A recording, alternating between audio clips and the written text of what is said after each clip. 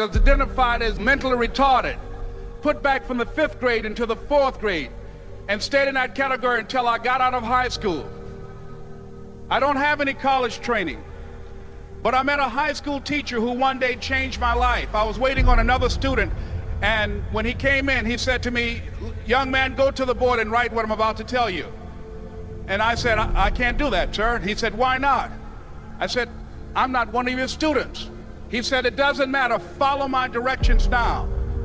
I said, "I can't do that, sir." He said, "Why not?" I said, "Because I'm educable mentally retarded." And he came from behind his desk and he looked at me. He said, "Don't ever say that again. Someone's opinion of you does not have to become your reality." And as he talked, my heart began to beat fast.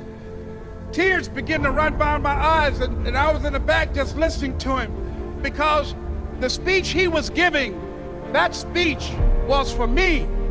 And he said, "Les Brown," he said, "if you want to do anything worthwhile in life, you've got to be hungry." I told Mr. Washington I wanted to become a disc jockey. And so I started working to develop myself. He said, "I want you to practice every day being a disc jockey." I said, "But I don't have any job now." He said, "It doesn't matter." He said that it's better to be prepared for an opportunity and not have one than to have an opportunity and not be prepared. And as I was working to develop myself, I applied for a job as a disc jockey, WMBM on Miami Beach. I went to a guy named Milton Butterball. I said, "How you doing, Mr. Butterball? I'd like to get a job as a disc jockey." He looked at me, he said, "You have any broadcast background?" I said, "No, sir, I don't."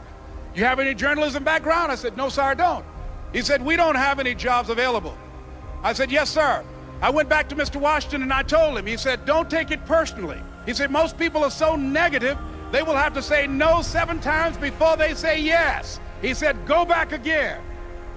So I went back again. I said, "How you doing, Mr. Butterball? My name is Les Brown." He said, "I know what your name is. What do you want?" I said, "I'd like to know whether or not you have any jobs as a disc jockey, sir." He said, "Didn't I just tell you yesterday we didn't have any jobs?" I said, "Yes, sir, but I know whether or not somebody got laid off or somebody was fired, sir." He said, "No one was laid off or fired. Now get on out of here." I came back the next day like I was seeing him for the first time. I said, "Hello, Mr. Butterball, how are you?" He looked at me with rage. He said, "Go get me some coffee." I said, "Yes, sir." And I went to get him some coffee. After a while, I would get their lunch and dinner, and I would go in the control rooms and take the disc jockeys their food, and I would not leave until they would ask me to leave. One Saturday afternoon, while I was at the radio station, a guy named Rock was drinking while he was on the air. I was the only one there, looking at him through the control room windows, walking back and forth, young, ready, and hungry. Pretty soon the phone rang, and it was the general manager.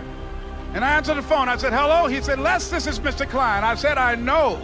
He said, "Rock can't finish his program." I said, "I know." He said, "Would you call one of the other DJs in?" I said, "Yes, sir." I hung the phone up. I said, "Now he must think I'm crazy." I called my mom and my girlfriend, Cassandra. I said, "Y'all turn up the radio and come out on the front porch. I'm about to come on the air." I waited for about 20 minutes, and I called him back. I said, "Mr. Klein, I can't find nobody." He said, "Young boy, do you know how to work the controls?" I said, "Yes, sir." He said, "Go in there and don't say nothing here." I said, "Yes, sir." I couldn't wait to get behind those controls. I put on an old Stevie Wonder record called Fingertips. I sat down behind that turntable. I said, "Look out, this is me, LB Triple P, Les Brown, your platter playing papa. There were none before me and there will be none after me. Therefore, that makes me the one and only. Young and single and love to mingle, certified, bona fide, indubitably qualified to bring you satisfaction, a whole lot of action. Look out, baby, I'm your love man." I was hungry. I was hungry. You got to be hungry. Begin to know that you have greatness within you. And if just one of you here begin to envision yourselves as being blessed and highly favored to reach your goals, if just one of you capture the essence of what that means, that you have greatness within you and a responsibility to manifest that greatness, that you can make your parents proud, you can make your school proud, you can touch millions of people's lives And the world will never be the same again because you came this way. It was hard, ladies and gentlemen, coming to speak to people. And I was facing financial difficulties in my own life. I was behind on my bills and my dreams, and I'm saying to them, you can live your dream. It was hard, ladies and gentlemen. It was very difficult to pick myself up each day believing that I could do it. There were times that I doubted myself. I used to ask myself, can I do this? And something said within me, you're the one. Don't give up on your dream. By continuing to push forward, by continuing to run toward my dream, that one day I would have my own talk show.